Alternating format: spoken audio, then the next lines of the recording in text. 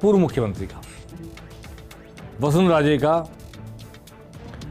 राजे उदयपुर में अमित शाह की सभा से निकली और अमित शाह की सभा में जो उन्होंने भाषण दिया, जिस तरह उनका भाषण हो पाया, अमित शाह के कहने पर, हाथ जोड़ने के बाद, रिक्वेस्ट करने के बाद, उसके बाद से वसुंधरा राजे का हौसला बढ़ गया है।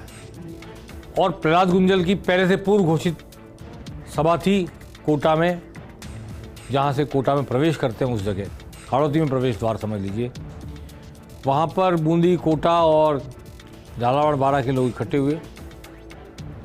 प्रहलाद गुंजल की इस सभा के बारे में जितनी बातें सुनने में आ रही हैं वो चौंका देने वाली है।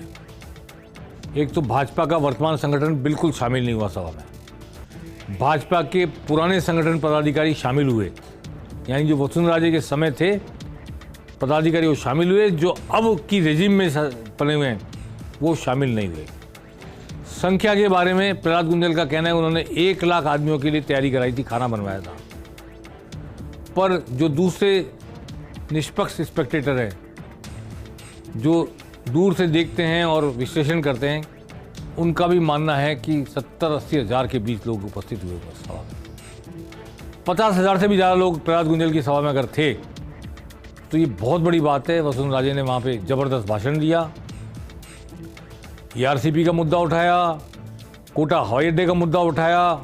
कोटा हवाई अड्डे में उन्होंने कह दिया कि राजस्थान सरकार ने अटकाया हुआ है, जबकि फाइल मेरी जानकारी में है कि दिल्ली में वन विभाग की ज़मीन को कन्वर्ट करने के लिए गई हुई है, वहाँ अटकी हुई है, तो उन्होंने उठा दिया मुद्दा। उन्होंने ये भी आरोप लगाया कि UIT में जितने भी निर्माण कार्य, विकास कार्य कराए जा रहे हैं, कोटा का तट, हाड़ौती में चंबल का तट, जिस तरह रिवर फ्रंट बनाया जा रहा है, वो सारे काम उन्होंने एक अमाउंट बताया, परसेंटेज बताई, मैं दोहराना नहीं चाहता, उस कमीशन पे हो रहा है, वगैरह वगैरह खूब सारी बातें की। ERCP को लेके भी उन्होंने अपनी बात कही। आइए सुनते हैं वसुंधरा राजे ने क्या कहा इस सभा में।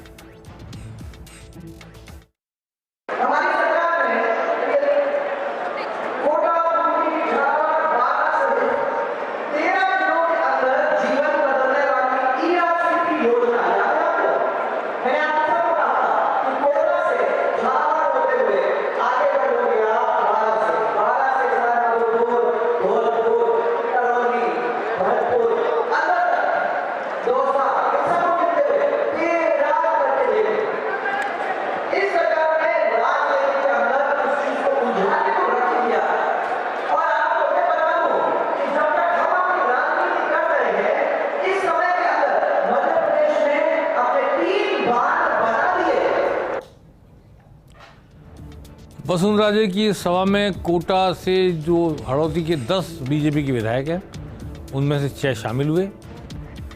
प्रहलाद गुंजल खुद इस समय विधायक नहीं है, लेकिन उन्होंने आयोजित की थी सभा, और ख़ास तौर पर कोटा की राज परिवार की विधायक कल्पना देवी मौजूद थी। दुष्यंत सिंह तो मौजूद रहते ही, सांसद हैं वहाँ के, लेकिन काफ़ी बड़ी संख्या में वसुंधरा समर्थक वहाँ एकत्रित हुए। और हाड़ौती में अब वो 3 दिन दौरे पर हैं झालावाड़ के, अपना घर संभाल रही हैं, अपने इलाके को देख रही हैं, चुनाव की दृष्टि तैयार कर रही हैं। लेकिन इस बड़ी सभा में उपस्थित भीड़ को देखकर मैं समझता हूँ कि भाजपा, कांग्रेस दोनों ही तरफ लोग चौंक गए हैं।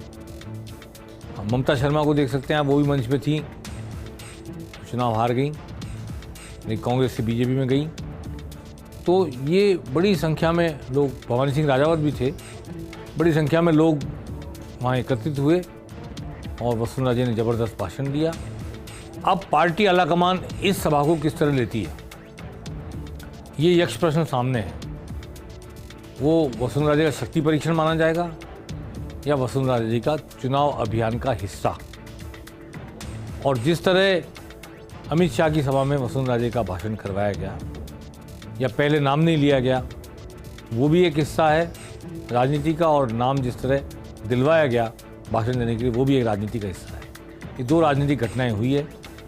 उसके बाद इस सभा का होना और वसुंधरा राजे का चेहरा मुख्यमंत्री के लिए सामने आएगा नहीं आएगा, मोदी के नाम पर वोट मांगने के फैसले पर अटल रहेगी भाजपा, अभी इन सब सवालों का जवाब आना बाकी है।